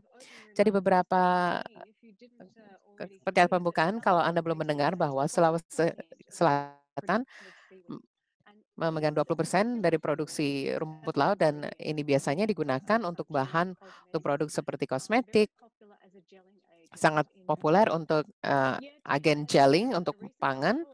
Dan artikel dalam The Conversation dari peneliti yang berbagian dari penelitian ini, mayoritasnya tidak diolah selanjutnya, melainkan dikirim untuk pengolahan sehingga membatasi peran Indonesia dalam rantai pasok nilai global. Dan petani-petani ini biasanya cukup miskin, jadi mereka yang bekerja keras tidak bisa memanfaatkan peluang-peluang global tersebut. Ada rencana nasional untuk mengembangkan industri, dan PAIR bekerja sama dengan komunitas, masyarakat, dengan kepala keluarga di Sulawesi Selatan untuk memahami bagaimana industri ini menjadi bagian dari kehidupan mereka dan masyarakat. Dengan bisa memahami ini, mereka bisa memberikan penasehatan tentang bagaimana meningkatkan industri rumput laut Sulawesi Selatan. Jadi untuk memulai, saya akan mengajukan pertanyaan kepada kedua peneliti utama atau senior untuk memahami sudut pandang mereka sudut pandang mereka. Saya akan mulai dengan Dr. Scott Waldron. Scott, mungkin Anda bisa memberikan gambaran tentang permintaan global untuk jenis rumput laut yang dihasilkan di Sulawesi Selatan. Jadi ini adalah spesies yang agak kurang diapresiasi dan digunakan sebagai bahan dari berbagai pangan olahan karena digunakan sebagai gelling agent atau cara untuk mengikat dan untuk meningkatkan viskositas untuk pangan. Dan dengan peningkatan konsumsi pangan olahan karena produk-produk hidroklorida seperti ini, maka dan ini terjadi di seluruh dunia, maka secara tradisional atau secara konvensional di negara-negara dengan banyak pangan olahan seperti di Eropa dan di Amerika Serikat, tapi juga di Asia dan di Cina. Jadi permintaan untuk produk-produk ini sangat diminati di luar negeri dan tentunya di dalam Indonesia sendiri. Jadi permintaannya memang ada. Jadi triknya adalah bagaimana memenuhi permintaan tersebut dengan jenis rumput laut hidroklorida dengan bentuk dan sesuai dengan standar-standar yang dipersyaratkan oleh pihak pengolahan agar mereka bisa membayar produk tersebut dengan nilai yang sesuai. Dan Profesor Nunung, di mana posisi Sulawesi Selatan dalam rantai pasok nilai ini dan kira-kira seperti apa aspirasi untuk industrinya? Terima kasih Helen, terima kasih. Selamat pagi untuk rekan-rekan Indonesia dan selamat sore untuk rekan-rekan di Australia. Mengikuti diskusi sesi pertama, Sulawesi Selatan memiliki peran yang penting untuk menentukan produksi rumput laut di Indonesia. Seperti sudah dikatakan oleh Scott, bahwa permintaan dunia meningkat dan ada kecenderungan untuk permintaan produk ini terus meningkat. Sulawesi Selatan sendiri, sekali lagi, dapat memainkan peran khusus menurut saya. Pertama-tama karena keterhubungan antara produsen, industri, harus dipertahankan apabila kita ingin memenuhi permintaan internasional. Ini merupakan peluang yang baik. Mengapa? Karena begitu kita bisa memiliki industri di Sulawesi Selatan, ini berarti ada keterkaitan yang kuat antara produsen di sisi hulu dan industri di sisi hilir. Maka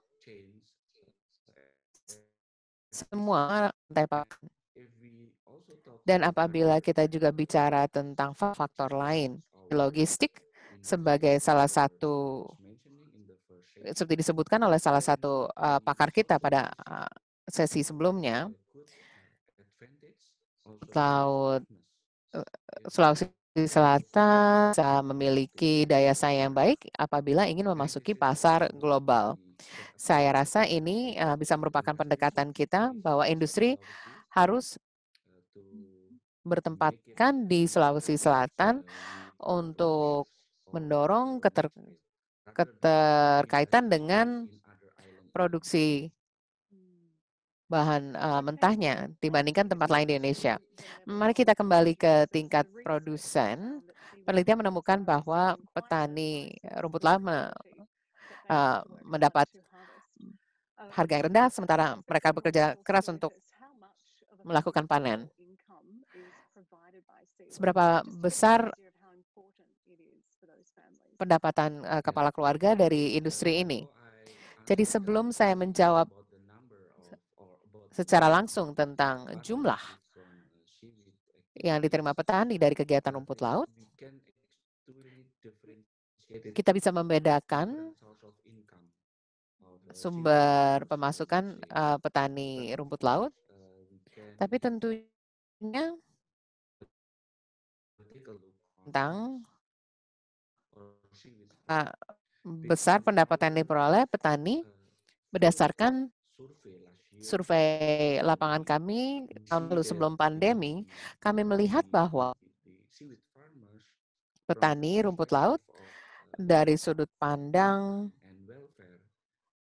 pendapatan dan kesejahteraan, hal ini bisa dapat dilihat dari kondisi rumah tangga atau kepala keluarga dan dari faktor-faktor lain.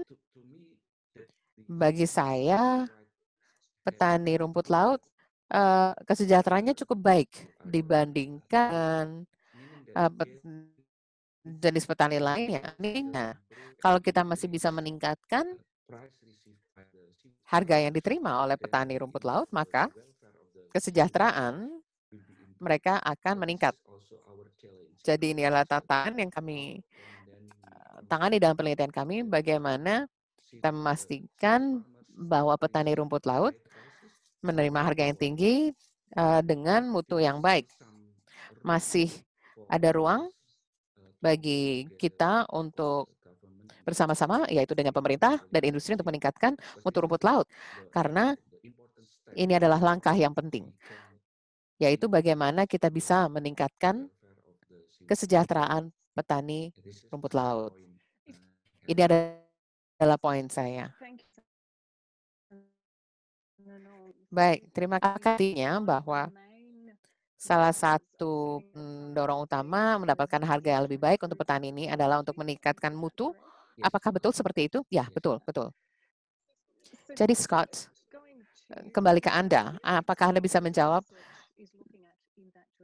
apakah penelitian fokus pada hal ini? Jadi mutu sekarang, mengapa mutu sekarang situasi seperti itu dan seperti apa bukti apa yang tengah dikumpulkan untuk meningkatkan mutunya? Ya, dan kata mutu ini merupakan kata kunci yang penting dan saya rasa yang penting untuk bagian pengolahan adalah pertama-tama kandungan kariginan itu penting dan juga dalam bentuk kayak gini. Jadi banyak permasalahan dengan pengeringan, jadi kandungan air dan kontaminan. Jadi kontaminan dari pasir dan garam dari pengepul ke pihak pengolahannya. Jadi kalau mereka lebih yakin tentang mutu rumput laut yang mereka beli, kemungkinan mereka akan menawarkan harga yang lebih tinggi. Tapi kalau mereka tidak yakin tentang rumput laut karena tercampur, terkontaminasi, baru setengah kering, dan mereka akan mengurangi beban resiko dengan menurunkan harganya. Jadi tantangannya bagaimana bekerja sama dengan rumah tangga atau kepala keluarga untuk mengagregasi dan melakukan tindakan pasca panen yang lebih baik, dan ini berarti harus ada kolaborasi antara semua pihak. Jadi ini salah satu hal yang kami lakukan, yaitu meningkatkan sistem pemasaran rumput laut dalam program yang kami ajukan.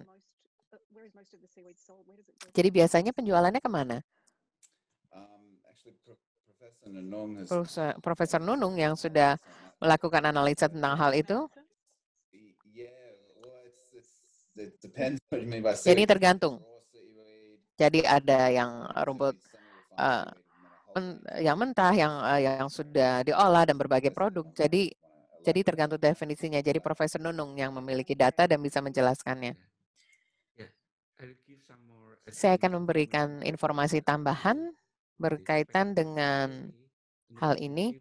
Jadi rumput laut Indonesia sebagian besar dikirim ke Cina. Cina adalah negara importer terbesar untuk rumput laut.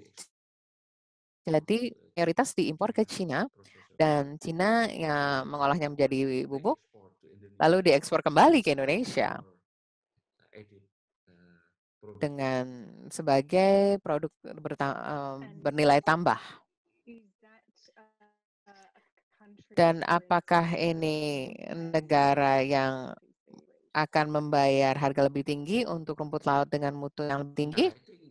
Ya, saya rasa sebetulnya jika membaginya dalam beberapa kategori sesuai analisa kami, dan kita bisa melihat melihat data perdagangan dunia. Tentunya ada berbagai jenis rumput laut. Pertama-tama ada bahan mentah yang diekspor, lalu ada jenis, jadi ada rumput laut yang bisa dikonsumsi manusia, jadi biasanya dalam bentuk bubuk. Jadi saat rumput laut yang bermutu baik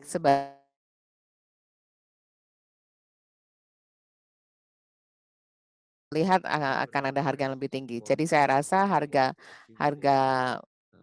rumput laut berbeda-beda sesuai dengan mutu yang dihasilkan.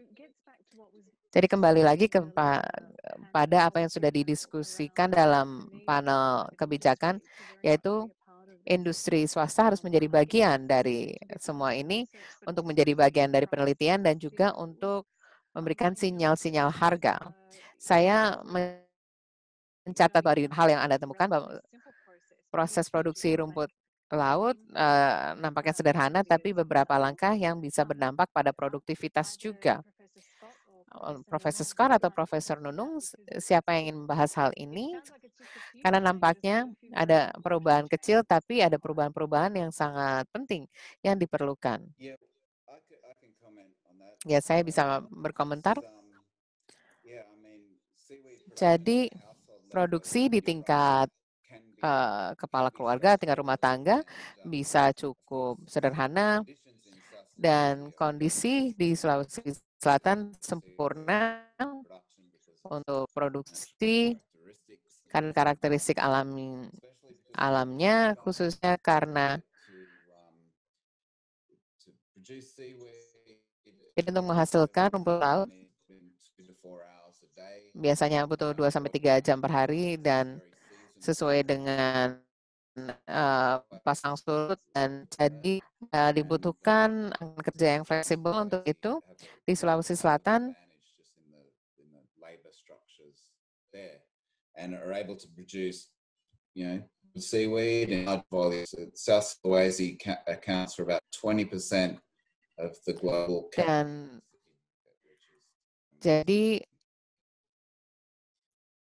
cukup luar biasa dari Sulawesi Selatan untuk pasar global, dan banyak hal yang bisa dilakukan bisa lebih baik, dan sudah disebutkan oleh beberapa pembicara. Ada unsur musiman tentang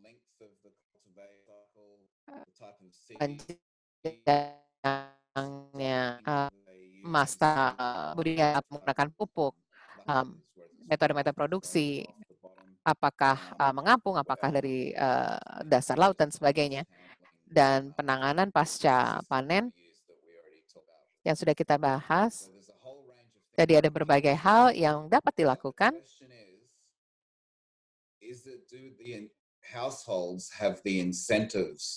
Apakah ada insentif untuk rumah tangga atau kepala keluarga untuk melakukan perubahan-perubahan ini? Ada cara untuk melakukan ini, tapi butuh ada tambahan tenaga kerja dan sebagainya. Jadi yang penting adalah memahami insentif kepala keluarga atau rumah tangga untuk menghasilkan mutu yang lebih baik untuk bisa mendapatkan harga yang lebih tinggi. Jadi ini adalah salah satu fokus penelitian kami. Dan nampaknya ini adalah fokus yang cukup kuat untuk kedepannya berkaitan dengan bidang-bidang fokus yang diinginkan. Betul sekali. Ini adalah penelitian yang komprehensif dan terintegrasi. Jadi memang ada penekanan yang sangat kuat. For all this, and then the key beneficiaries of any improved system. Well, let's have a little bit of a look at the household then, because jadi untuk rumah tangga, critical role in whatever improvements can be made. Now there are a total of 200. Jadi ada 250.000 kepala keluarga Indonesia yang terlibat dalam pertanian atau budidaya di dunia, 40.000 di Sulawesi Selatan. Mayoritasnya, pemahaman saya adalah bahwa ini adalah pembagian tugas yang cukup tradisional bahwa pekerjaan ini dilakukan secara musiman, jadi 6 bulan di mana produksi rumput laut sangat sibuk dan 6 bulan lainnya tidak terlalu sibuk. Saya tidak tahu siapa yang ingin menjawab ini, tapi mungkin Anda bisa memberikan rincian tentang kepala keluarga tersebut dan peran anggota keluarga. Apakah ini juga perlu diubah berkaitan dengan rencana yang dimiliki Indonesia? Saya rasa ini adalah pertanyaan yang dan fenomena yang menarik, bahwa pada dasarnya tenaga kerja rumah tangga adalah sumber untuk produksi rumput laut di tingkat kepala keluarga. Karena itulah, selain dari sifat musimannya, kita juga bisa membedakannya menjadi pembagian tugas. Jadi siapa yang melakukan apa? Yang penting adalah, seperti disebutkan Scott sebelumnya, bahwa produksi praktek-praktek budidaya rumput laut yang baik harus diimplementasikan oleh rumah tangga. Jadi pertanyaannya adalah, melalui penelitian kami, kita bisa melihat kesenjangannya. Jadi misalnya kita melihat bahwa ada pola tertentu tentang bagaimana produksi dan praktek rumput laut yang baik saat dilakukan dan situasi yang ada dan bagaimana kita bisa mengisi kesenjangan tersebut. Lalu tenaga kerja yang terdiri dari anggota keluarga bisa meningkatkan pengetahuan mereka untuk meningkatkan mutu dari rumput laut. Jadi ini adalah pertanyaan.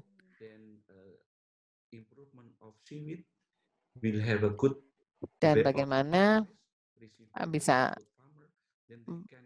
pembudidaya atau petani bisa mendapatkan angka terbaik dan mereka bisa meningkatkan kesejahteraan. Karena tujuan dari produksi rumput laut adalah bagaimana meningkatkan kesejahteraan dari petani rumput laut. Apakah generasi muda bekerja dalam industri rumput laut? Saya rasa memang begitu. Seperti saya sebutkan sebelumnya, mungkin Scott bisa memberikan penjelasan lebih lanjut bahwa apabila ada pembagian tugas antara anggota keluarga, para pemuda juga memberikan kontribusi yang signifikan dalam pengolahan dan untuk produksi rumput laut. Scott, mungkin ada yang ingin Anda tambahkan? Jadi pertanyaan yang penting, Helen, dan seperti kita bahas sebelumnya,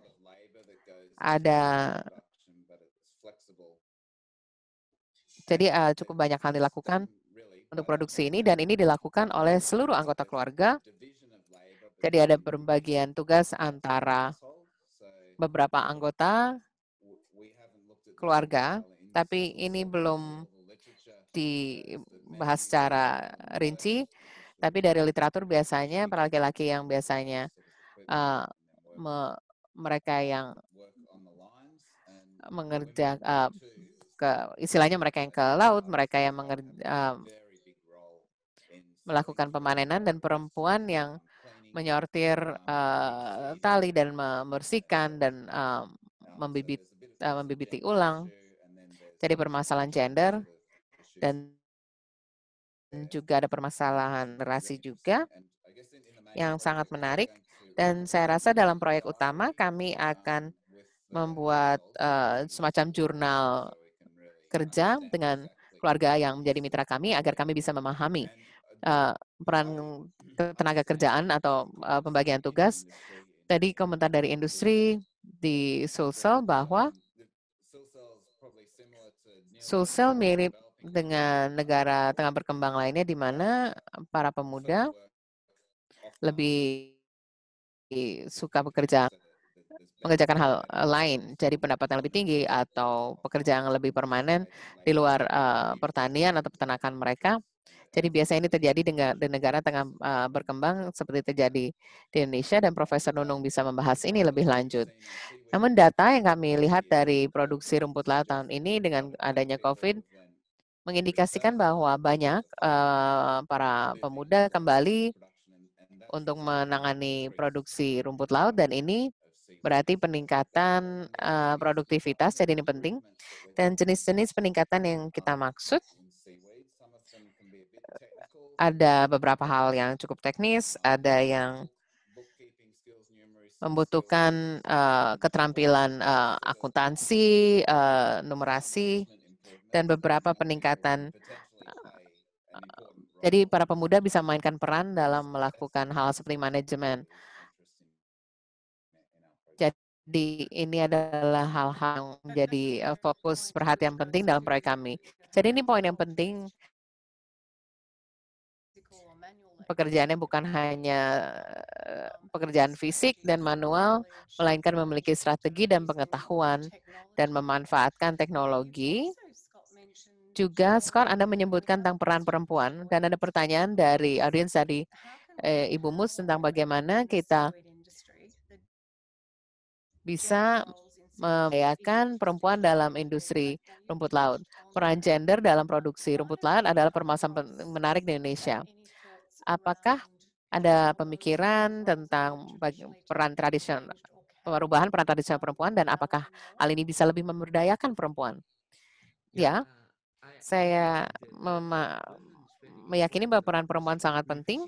Kami mengunjungi 2 desa tahun lalu, dan kami menemukan bahwa perempuan sebetulnya memberi banyak dukungan tentang bagaimana memasarkan produk, dan mereka bisa terlibat dalam proses lebih lanjut, bukan hanya untuk bahan mentah. Jadi kelompok-kelompok organisasi perempuan membuat rumput laut menjadi kudapan dan jenis-jenis pangan yang bisa dikonsumsi secara langsung. Dan ini adalah fenomena yang baik bahwa perempuan terlibat dalam bagaimana memastikan rumput laut memiliki nilai tambah bukan hanya sebagai bahan mentah, melainkan ada pengolahan lebih lanjut. Karena rumput laut bisa menjadi kudapan dan bisa menjadi pangan yang bisa dikonsumsi lainnya. Saya juga ingin menambahkan dari apa yang sudah disebutkan sebelumnya berkaitan dengan para pemuda dari sisi jalur pemasaran. Anak muda, para pemuda bisa lebih terlibat dengan menciptakan platform pemasaran digital atau platform digital antara perempuan dan pemuda sangat penting untuk mensukseskan produksi rumput laut, on farm maupun off farm. Terima kasih Pak. Kalau saya boleh menambahkan bahwa pertanyaan tadi, silakan. Menurut pemahaman saya, di Indonesia dan di negara lain, di Sulawesi Selatan, mereka memainkan peran yang penting dalam kegiatan-kegiatan seperti rumput laut. Jadi dari sisi pekerjaannya, termasuk dalam pembentukan kelompok agar bisa bekerja sama dalam kelompok, termasuk dalam posisi-posisi kepemimpinan, dan menurut pemahaman saya juga dalam pemasaran. Jadi penjualan dari rumput laut itu sendiri. Dan ini merupakan hal sangat penting dalam pengembangannya. Jadi anggota keluarga yang menangani produknya, mereka menjualnya dan mengambil keputusan tentang penjualannya, lalu menerima uangnya, lalu mengambil keputusan tentang cara uang tersebut digunakan. Jadi kalau kita bicara tentang pemberdayaan, bidang pemasaran tersebut tentunya sangat penting, dan rumput laut sangat menarik dalam hal ini. Jadi peran tersebut bergantung pada jenis komoditasnya. Ada produk-produk, misalnya mereka menangkap ikan setiap hari dan mendapatkan jumlah uang setiap hari, lalu ada produk-produk lainnya yang penjualannya sangat jarang. Jadi misalnya sapi dijual digunakan untuk pengobatan atau kesehatan misalnya. Jadi untuk rumput laut, produk ini dijual 40-60 hari dengan jumlah dengan jumlah yang cukup besar, jadi biasanya ini digunakan untuk pendidikan, kesehatan, dan hal-hal seperti itu. Jadi produk-produk seperti rumput laut memainkan peran yang sangat penting dalam mata pencarian keseluruhan kepala keluarga atau rumah tangga karena sifat dari komoditasnya. Sudut pandang lain yang ingin saya soroti adalah saat kita mengetahui pembagian antara para pemuda, laki-laki dan perempuan, ini akan berdampak pada kebijakan. Kebijakan secara langsung menyasarkan perempuan, kebijakan bisa langsung menyasar anak pemuda, para pemuda untuk dan dalam penelitian kami bisa menghasilkan pembagian tugas peran masing-masing generasi serta peran gender dalam hal ini. Jadi ini akan lebih memudahkan untuk para pengambil kebijakan untuk menyasarkan untuk mencapai tujuan lainnya. Jadi menarik sekali untuk melihat dinamika rumah tangga. Jadi keterampilan apa yang digunakan, bagaimana memajukan industri, siapa yang bisa mengambil keputusan untuk meningkatkan industri. Sekali lagi kita berpikir bahwa nampaknya tidak ada pelatihan atau informasi untuk para produsen. Seperti Anda katakan, Indonesia memiliki sejarah yang sangat kuat untuk dalam kelompok-kelompok penyuluh petani. Jadi pertanyaan dari Dan Helden dari DFAT tentang hal ini.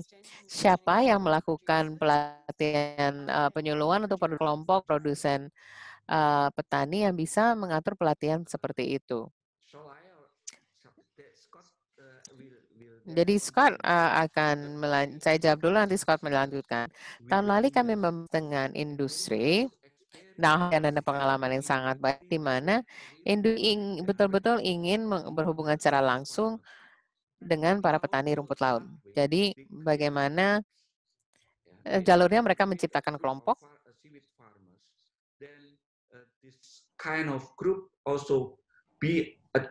Jadi, kelompok ini menjadi channel untuk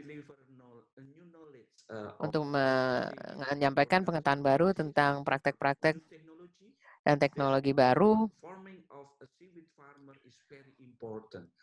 dan juga membentuk grup itu sangat penting.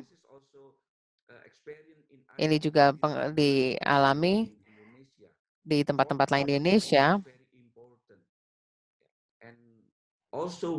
dan juga akan meningkatkan solidaritas kelompok tersebut dalam literatur. Ini adalah modal sosial yang meningkat dengan membentuk kelompok. I agree, Saya setuju sekali, Prof. Nunung. Saya sudah melihat datanya dan kunjungan yang kami lakukan menunjukkan banyak kelompok-kelompok dan Indonesia sangat kuat untuk membentuk kelompok dan mereka cukup aktif. Dan seperti yang Anda sebutkan, Indonesia memiliki sistem penyuluhan yang kuat. Jadi di departemen di KKP dengan ada PPL, PPTP, ada berbagai lembaga yang memiliki keahlian tersebut, dan Indonesia memiliki penelitian dan pengembangan yang sangat kuat. Jadi triknya adalah memastikan semua ini bisa berhasil dan berkaitan dengan akses dari para petani dalam kelompoknya agar mereka bisa memiliki insentif untuk mengakses informasi tersebut. Dan ini membutuhkan pemahaman, butuh banyak waktu dan informasi, dan mereka perlu praktek, dan pembelajaran terjadi melalui komunikasi, uji coba antara kepala keluarga dan grup atau kelompok seperti yang sudah digambarkan oleh Profesor Nunung. Dan semoga ini semoga bisa dikembangkan melalui proyek kami dengan di lapangan yang bisa memfasilitasi proses tersebut untuk menggabungkan semuanya. Salah satu hal yang menarik yang dilakukan proyek Anda adalah adanya peneliti di desa yang dapat diberi kepercayaan dan untuk bisa sedekat mungkin untuk mendapatkan informasi tersebut. Jadi ini masih baru berjalan setahun, tapi bagaimana tentang kemauan kepala keluarga yang dalam terlibat dalam industri ini dan mempertimbangkan dan meningkatkan apa yang mereka lakukan. Saya mungkin belum menjawab hal ini karena keterbatasan COVID. Kami belum bisa melakukan pekerjaan lapangan. Jadi semua ahli ini ada di dalam audiens kita, Pak Musda dan Yuda, dan mereka yang bisa menjawab hal ini. Tapi tentunya saat proyek utama kami mulai, kami akan mengamati semua ini dengan rinci. Jadi sudah menekankan pentingnya jejaring di Australian Indonesia Center untuk memastikan kita memiliki gambaran yang menyeluruh tentang apa yang tengah terjadi. Dan berkaitan dengan hal ini kita bicara tentang produksi dan pendapatan dan pembagian tugas dan keterampilan. Tapi tentunya permasalahan lingkungan hidup cukup penting dan ini juga Anda pertimbangkan dalam proyek ini. Khususnya apabila produksi meningkat. Mungkin Anda bisa membahas tentang parameter yang akan Anda amati dalam penelitian ini. Profesor Nunung, apakah saya yang silakan? Nanti saya akan tambahkan. Jadi ada berbagai pendekatan rantainya. Jadi ada economy, jadi cara kerja industri ini sesuai dengan lingkungannya. Jadi ada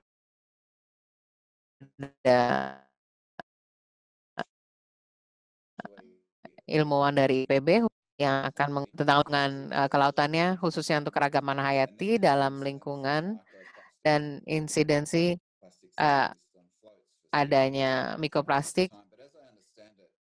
Jadi menurut pemahaman saya, produksi rumput laut bisa terjadi berdampingan dengan perikanan dan dampaknya tidak besar pada dasar laut apabila budidaya dilakukan dengan cara yang berkelanjutan. Jadi tidak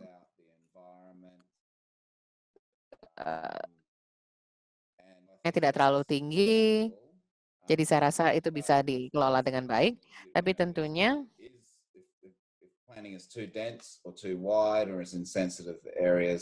jadi kalau ini berada dalam bidang-bidang yang sensitif, jadi bagian yang harus dilakukan. Jadi banyak literatur atau pustaka tentang hal ini. Ya, good question. Tanya ini yang bagus, Helen. Jadi kegiatan pertanian sama halnya dengan produksi rumput laut. Jadi karena itu kami juga memperhatikan bagaimana teknik baru bisa input that farmer, the seaweed farmer is using. This is first Jadi point. Ini adalah jadi poinnya kita harus fokus pada sisi industri. Jadi kalau kita lebih mengolah rumput laut lebih lanjut, ada limbah yang dihasilkan oleh industri, jadi kita juga harus fokus pada hal ini selain dari produksi dari rumah tangga itu sendiri. Jadi rekan-rekan kami dari IPB fokus pada bagaimana teknologi baru berpotensi berdampak untuk mengurangi permasalahan-permasalahan lingkungan hidup. Karena beberapa pihak juga pihak LSM memprihatinkan bagaimana atau membidangi bagaimana mengurangi atau meminimalisir dampak, dan juga polusi plastik juga menjadi salah satu faktor ya, Prof. Nunung. Iya, betul. Sekali lagi inilah tantangan bagi ahli kami yang berkaitan dengan teknologi yang berpotensinya digunakan untuk mengurangi plastik sebagai salah satu input untuk produksi rumput laut, dan rekan dari Unhas juga menangani permasalahan seperti ini. Baik, terima kasih untuk klarifikasinya. The suggestion is it could be good if the seaweed industry was combined with tourism. Jadi ada indikasi bahwa mungkin pariwisata bisa digabungkan dengan industri. Jadi petani bisa menjual kudapan dan mungkin mengalami rumput laut dari mungkin diving, dan apakah ini dalam ruang lingkup Anda? Apakah mungkin ini menjadi bagian dari penelitian yang Anda lakukan? Jadi ini adalah saran yang menarik. Namun sayang sekali ini bukan fokus utama kami, meskipun kita bisa membahas fenomena apakah industri rumput laut dapat berjalan bersama dengan pariwisata lokal, bagaimana masyarakat bisa melakukan panen, dan juga mungkin membibiti tali atau tempat ya. Jadi ini mungkin bisa menjadi bagian dari pertanian di mana masyarakat urban, khususnya mahasiswa atau siswa SD secara langsung ke lapangan untuk melihat kegiatan-kegiatan pertanian. Tapi ini bukan bagian dari penelitian kami. Seperti itu ya, Scott? No, I mean the carrageenan seaweeds and agar. Rumput laut kayak carrageenan dan agar yang digunakan dalam pengolahan pangan ini adalah pertanian industri. Jadi ini adalah ini semua dari berbagai ada faktor berkaitan industri, dan ini adalah tulang punggung industri. Jadi pertanyaannya betul, ini memang merupakan alur utama untuk produk. Seputar itu ada berbagai jenis subproduk. Jadi seperti katakan Nunung, snacks and things. There's probably all sorts of entrepreneurs out there within the villages. Jadi ada berbagai wirausaha dan komunitas yang bisa melakukan berbagai yang penting, dan ini memberikan kegiatan mata pencaharian yang berbeda. Jadi ada berbagai kegiatan, dan semua dengan gagasan luar biasa seperti ini memang didorong untuk melakukannya. Masih ada beberapa menit tersisa, dan saya ingin terus membahas hal ini dengan Prof. Scott Walden dan Profesor Nunung tentang peran sektor swasta dalam industri rumput laut, dan ini muncul dalam panel kebijakan seputar pentingnya memastikan bahwa para pembudidaya atau petani terintegrasi dengan bisnis dan mengamati peluang-peluang ke depannya. Jadi kira-kira bisakah perusahaan dari Australia misalnya bekerja sama dengan produsen rumput laut Indonesia untuk meningkatkan keterampilan, mengembangkan pasar baru, atau teknik produksi baru? Jadi bagaimana assessment Anda tentang industri baru ini? Dari segi meningkatkan dari sisi cetak birunya atau blueprint-nya?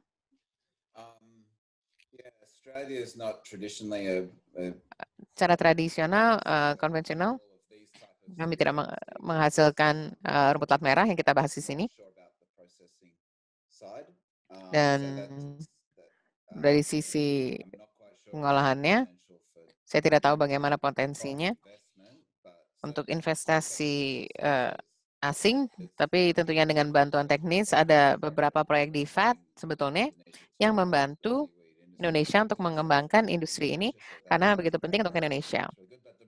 Tapi poin tentang industri swasta bekerja sama dengan pemerintah dan rumah tangga merupakan hal yang sangat penting.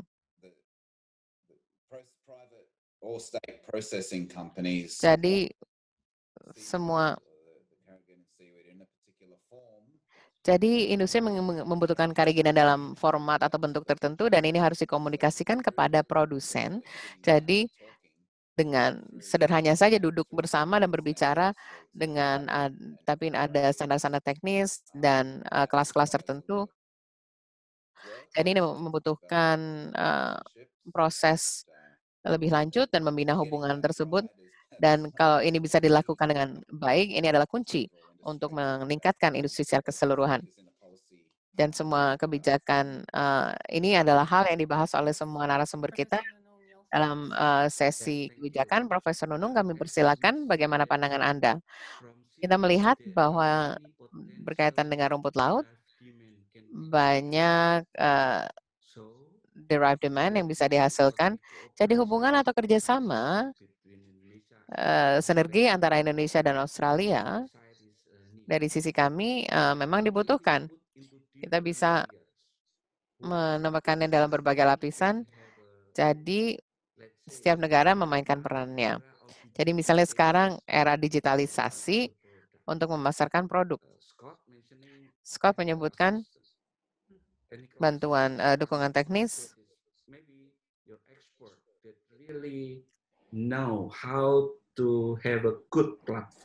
Jadi mereka tahu bagaimana melakukan platform dan digitalisasi yang baik.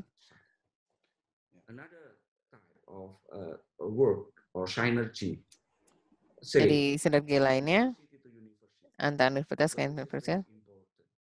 Jadi ini sangat penting. Stok pengetahuan dari sisi teknis bagaimana menghasilkan rumput laut yang lebih ramah lingkungan bisa dialihkan ke pembudidaya atau petani rumput laut dan lainnya. Kalau bicara tentang industri swasta juga bisa memainkan peran bagaimana meningkatkan nilai tambah. Tapi tentunya seperti saya katakan sebelumnya bahwa kita harus mengetahui di lapisan tertentu dan peran apa yang bisa dimainkan.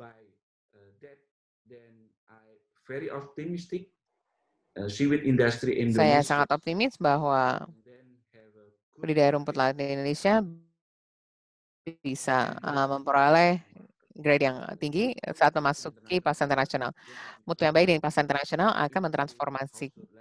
akan ditransformasikan ke tingkat rumah tangga dengan mereka mendapatkan harga yang baik dan ini akan meningkatkan kesejahteraan petani.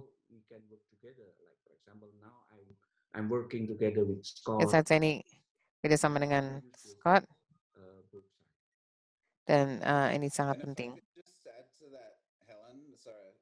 Yeah, you can briefly, yes. And Bronwyn and others might want to elaborate. Jadi kalau boleh saya tambahkan nanti mungkin Bu Bronwyn akan melanjutkan. Jadi banyak program Australia yang menyertakan berkaitan dengan rumput laut. Ini adalah salah satu di antaranya. Dan saya tahu bahwa Prisma ada program dan program-program ini dikembangkan melalui konsultasi dengan pemerintah Indonesia dan Australia. Dan tentunya merupakan komoditas prioritas dan diharapkan bahwa kami bisa berkontribusi dalam hal ini. Ini adalah pesan-pesan penutupan yang baik. Terima kasih Profesor Nunung Nuryatono dan Profesor Scott Waldron, dua dari Senior Fellow dari Australian Nature Center memimpin proyek komoditas untuk dengan rumput laut di Sulawesi Selatan. Untuk menyelesaikan sesi ini, sekarang saya ingin mengundang Ibu Bronwyn Robbins, anggota dari Research Advisory Panel atau RAP, Dewan Penasehat yang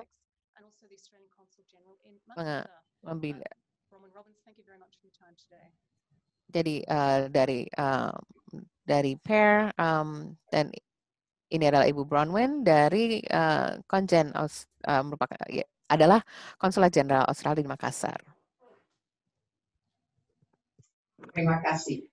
Bapak Ibu yang terhormat, Bapak Menteri Bambang Brojonegoro, Ibu Deputi Ketua Kementerian Koordinator Bidang Perekonomian Mustaqillah, Direktur Eksekutif AIC, Panelis Forum Kebijakan Rumput Laut, pembimbing, guru besar, dan peneliti yang terhormat. Saya senang sekali diberikan kesempatan untuk memberikan sepatah dua patah kata untuk menutup sesi digital hari ini tentang pembangunan berkelanjutan industri rumput laut Sulawesi Selatan.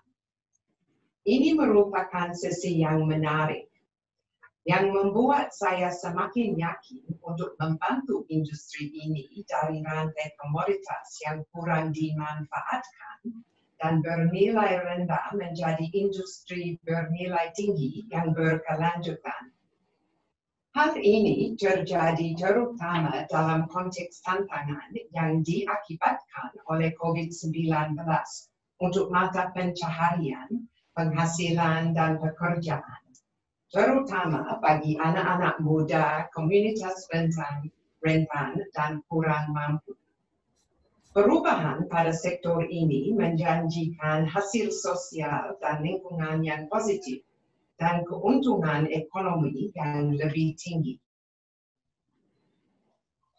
Tercapainya hal ini akan memberikan keuntungan yang signifikan bagi rumah tangga Sulawesi Selatan, tetapi juga prospek pembangunan berkelanjutan di wilayah tersebut secara keseluruhan. Yang terpenting adalah hal ini juga dapat memberikan pelajaran yang lebih luas untuk pemulihan ekonomi Indonesia pasca COVID di sektor berbasis komoditas lainnya. Saya kagum ketika membaca latar belakang yang dibuat oleh para di Indonesia yang dimulai di Makassar pada awal tahun 1940. Dan bagaimana penelitian awal dan bantuan teknis dari pemerintah dan organisasi seperti Food and Agricultural Organization of the United Nations 1960-an dan 1970-an dalam membantu membangun industri ini di Indonesia menjadi seperti sekarang ini. Penghasil rumput laut terbesar di dunia dengan produksi yang meningkat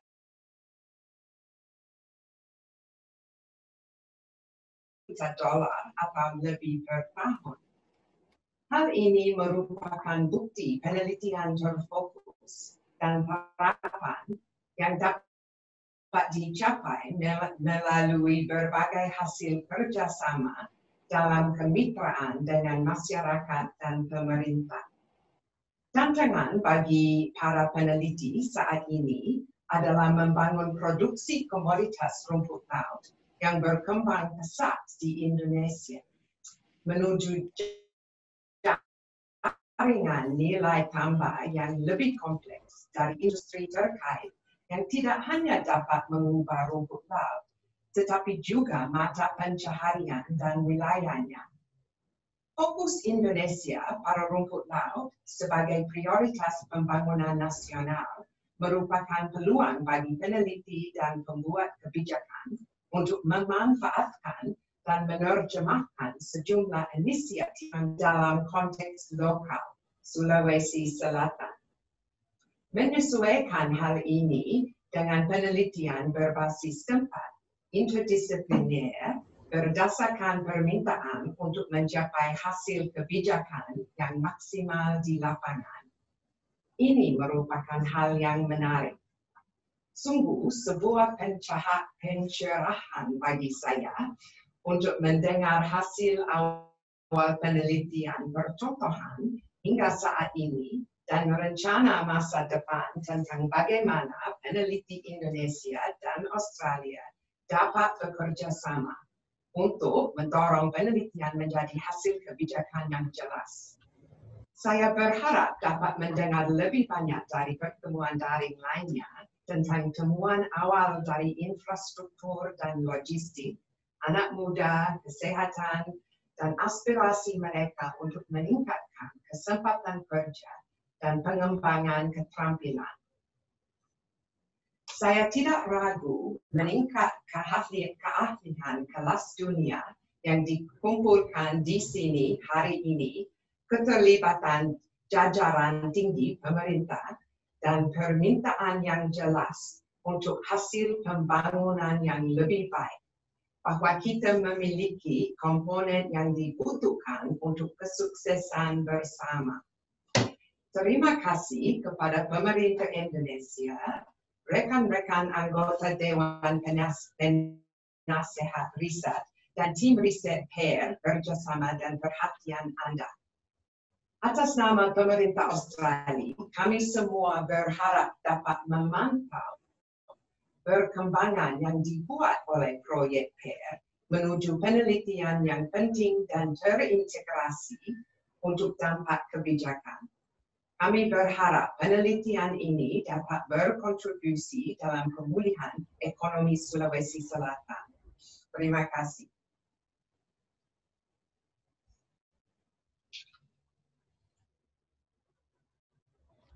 Thank you very much, Bronwyn Terima Robbins. kasih banyak, Ibu Bronwyn Robbins, anggota dari RAP dan konjen di Australia Makassar.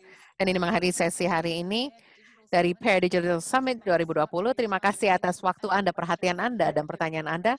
Luar biasa semuanya. Kalau ada pertanyaan tentang pembahasan hari ini, silakan menghubungi kami. Ada narahubung di situs web kami, australiaindonesia.org. Jangan lupa, ini adalah sesi pertama dari 4 hari, dan berikutnya adalah 26 November.